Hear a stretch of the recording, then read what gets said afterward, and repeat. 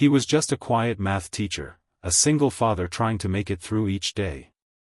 But when Matthew Carter saw a lonely boy in a hoodie that everyone else had given up on, he made one small choice that changed everything.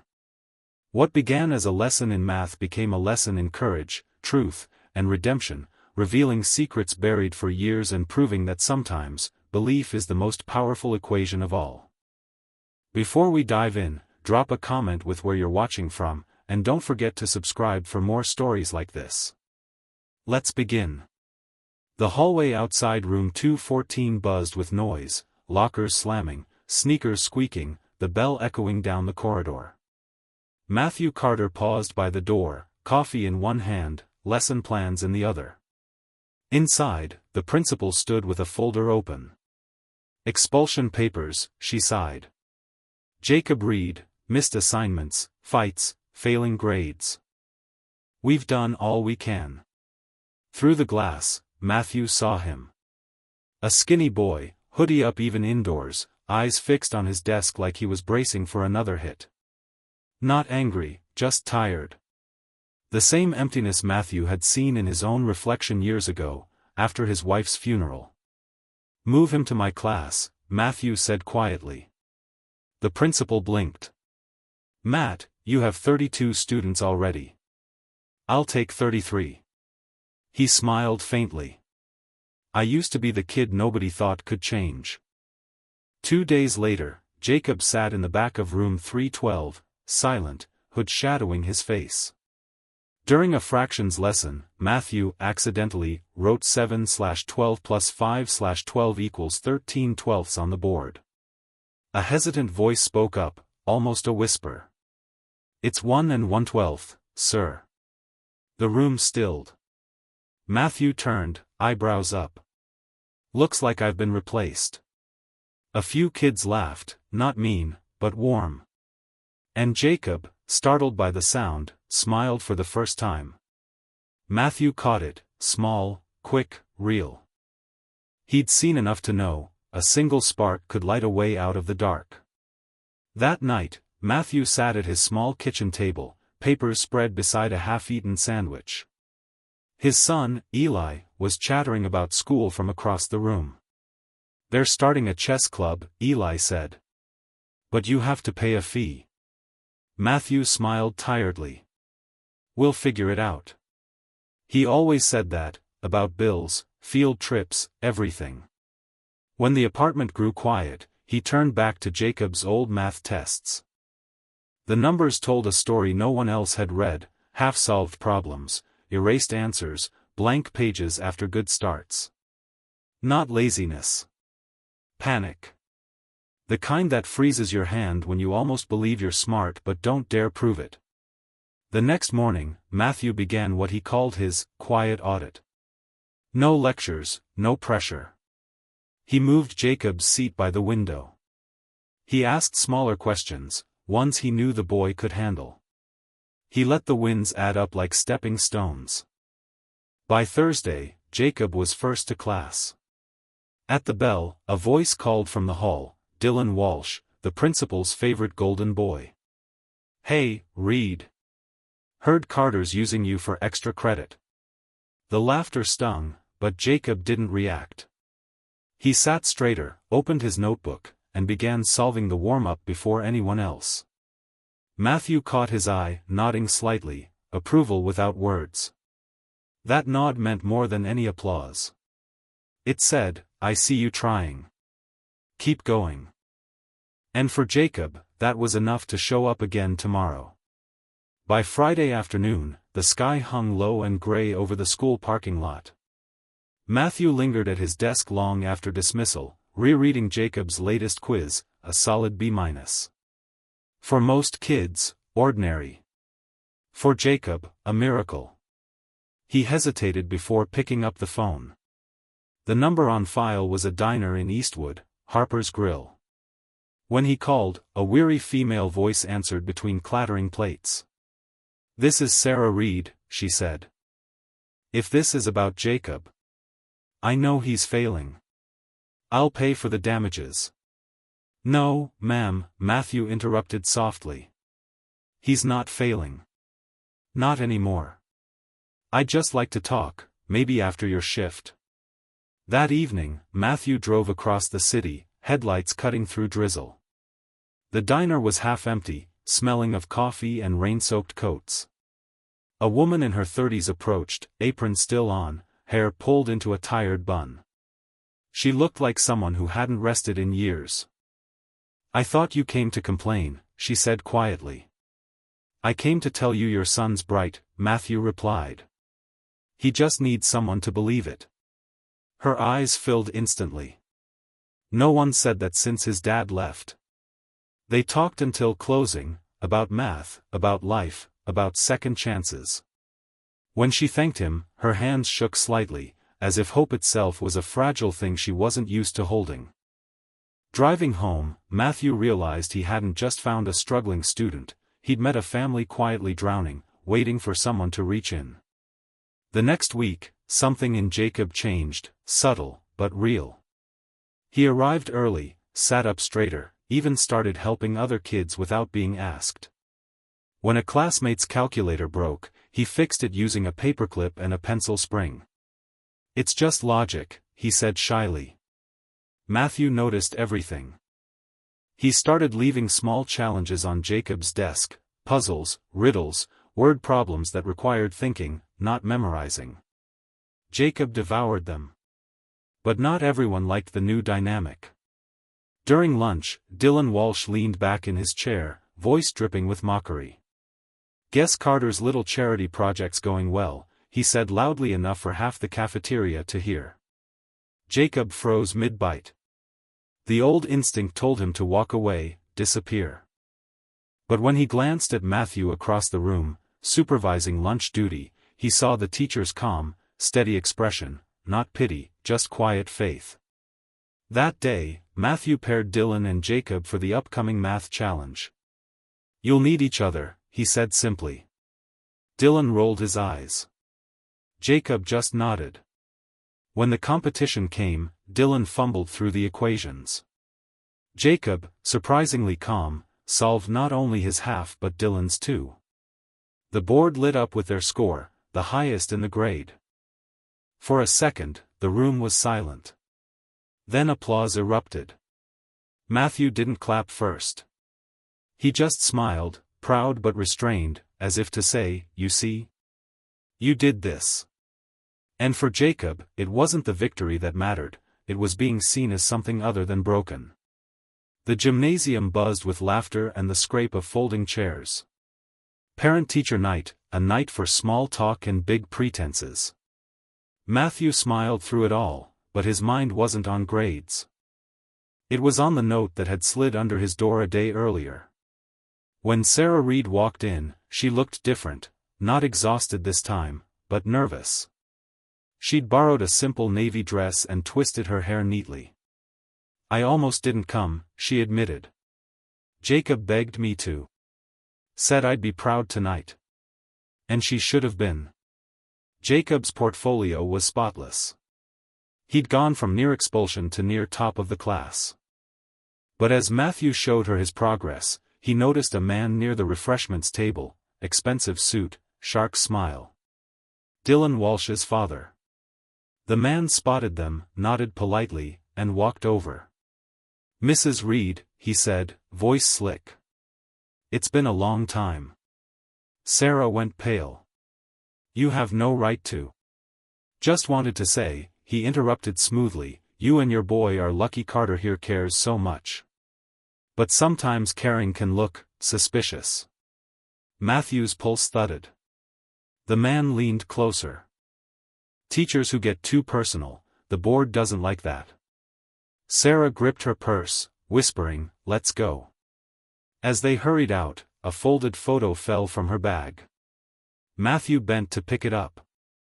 It was old, a construction site, 3 men in hard hats. One of them was Jacob's father. The other was Dylan's.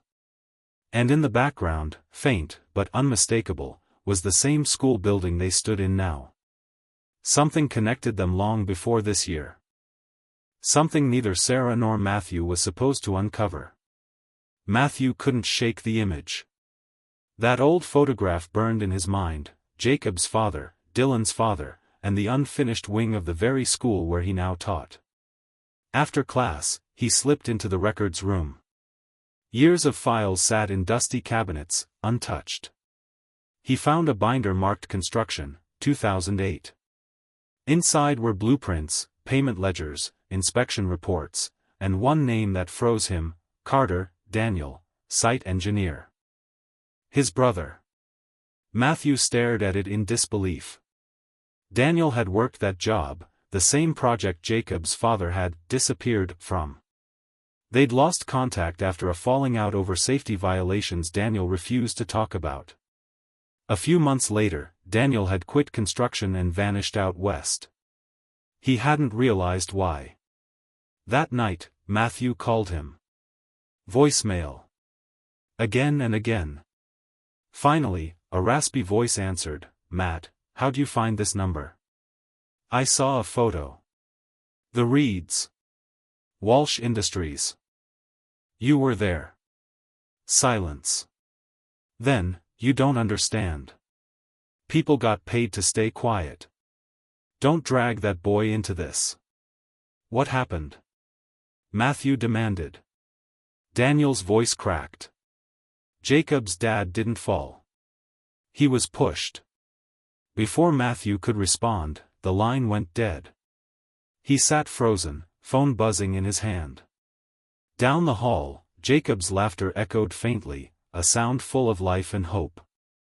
And Matthew realized with a chill that the same men who once destroyed Jacob's father were still walking his halls, shaking his hand.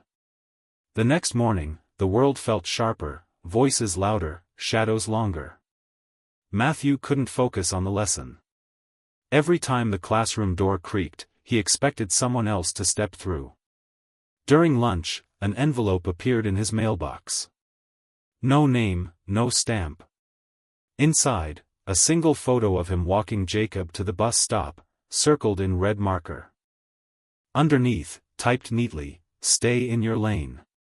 His stomach dropped. He checked the hallway, empty. By evening, he'd told no one. Not even Sarah. But as he packed his bag, the principal appeared in the doorway. "Matt," she began carefully, "the board received concerns about boundaries." "From who?" She didn't answer. "I have to place you on temporary leave until this clears up." Outside, rain hammered the parking lot. As he reached his car, headlights flashed, a black SUV idling by the curb. The driver's window rolled down just enough for Matthew to glimpse a hand, a gold signet ring. Dylan's father. He raised a finger, not in greeting, but warning. Then the SUV pulled away. That night, Matthew sat by his window, watching city lights blur through rain. His son, Eli, peeked out of his bedroom. "Dad, are you in trouble?" Matthew forced a smile. "Just grown-up stuff, buddy. Go to bed." But when he turned back to his desk, he found an email waiting from an unknown address. "You want the truth about the Reeds? Come to the old construction yard tomorrow. Bring no one." Matthew stared at the glowing screen. He'd already lost his job once, after his wife's illness nearly broke him. He couldn't lose another chance at doing good. So he typed back one word, "I'll be there." The old construction yard lay silent under a bruised evening sky, chain-link fences sagging, wind rattling loose metal sheets. Matthew parked his car a block away and walked in, heart thudding like a warning drum. At first, he thought the place was empty. Then a figure stepped from behind a stack of rusted scaffolds, a man in a gray jacket, face half hidden under a hood. His limp was familiar.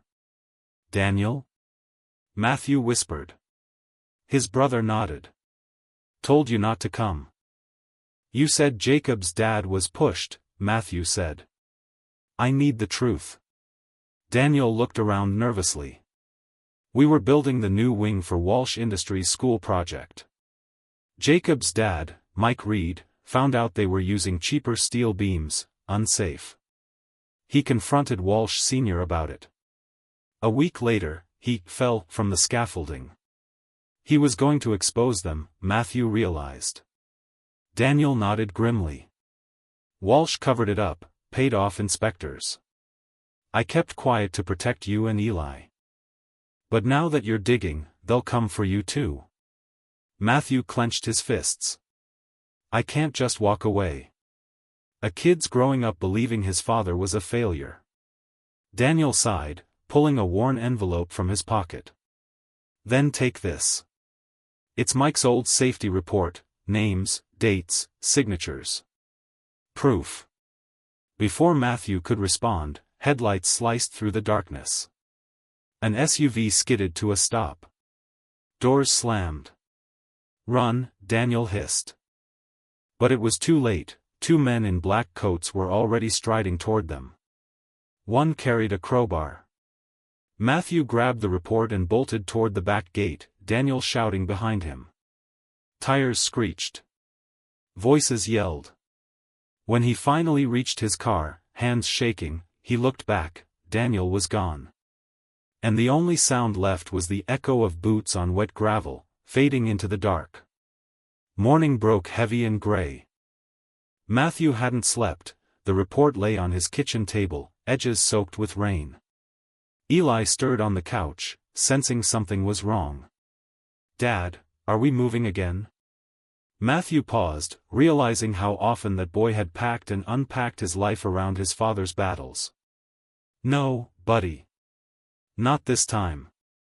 He slipped the report into his coat pocket and drove to the school. The annual award ceremony had begun, parents and students filling the auditorium. Jacob sat near the front with Sarah, straight-backed, nervous. He was up for the Turnaround Student of the Year award. When Principal Gaines stepped up to speak, Matthew moved down the aisle. He was no longer on staff, technically, but no one stopped him. The microphone crackled as he took it. I wasn't planning to speak, he began, voice trembling, but this young man, he gestured toward Jacob, taught me what courage really looks like. Applause began, but he raised his hand. And courage means facing the truth, even when powerful people tell you not to. From the side of the stage, Dylan's father stiffened. Sarah's eyes widened as Matthew pulled out the crumpled envelope. 15 years ago, a man died building this very school. His name was Michael Reed, Jacob's father. It wasn't an accident. Gasps filled the room. Dylan's father stood, shouting, "That's a lie." But then a voice from the back said quietly, "No, it's not." Everyone turned. Daniel Carter stepped forward, limping, pale but alive. "I was there," he said. "Walsh paid to cover it up. We both signed the reports." The room erupted. Cameras flashed. The truth that had been buried for years finally saw light. In the chaos, Jacob looked up at Matthew, eyes wide, trembling, and whispered, "You did this for me?" Matthew smiled faintly. "No, kid. You did this for him." The story broke by morning. Teacher exposes school board corruption.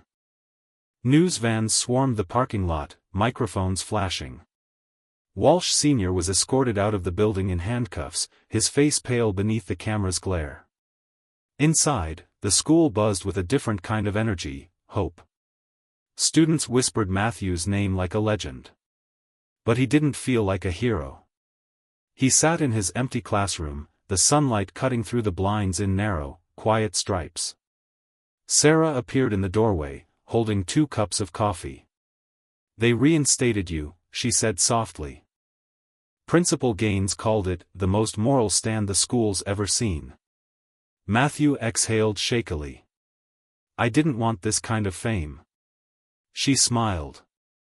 "You didn't do it for fame." From the hallway, Jacob's voice echoed, laughing with classmates, no hoodie this time, head high. When he spotted Matthew, he waved. The shy, broken boy from months ago was gone.